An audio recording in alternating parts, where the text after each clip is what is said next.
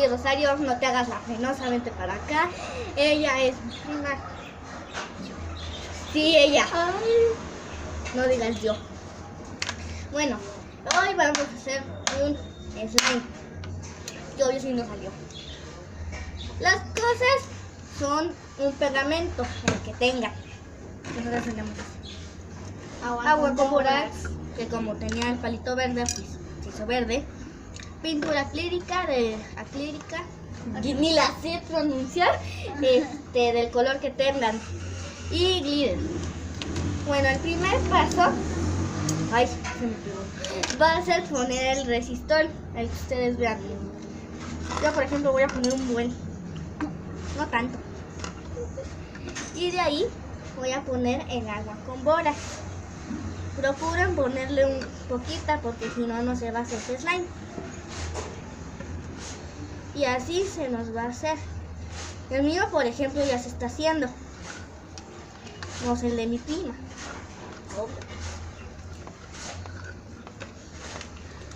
Voy a echar más. Gracias. Obvio que lo voy a echar. Ahí está. Y vean, así van a revolver. Cuando vean que ya se está haciendo como una masita como blanca. Bueno, no sé de qué pegamento resistor tengan ustedes, pero nosotros tenemos. Sí es rojo. No es pegamento. Ah, sí, el Hermes. El Hermes. Hay de varios colores. En el Hermes.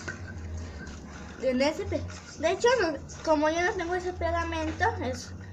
Pero la vez que nos encontramos Sí, el pegamento bully. Es que una vez fui a casa de mi prima y nos encontramos el pegamento bully, que se en una papelería. En una papelería. Exacto. Y así cuando vean que ya se les está quedando esa masa blanca, pues lo ¿De otro color? O de otro color, obviamente. Le pueden echar más resistor como ustedes ven. Porque en este caso yo quiero mucho slime.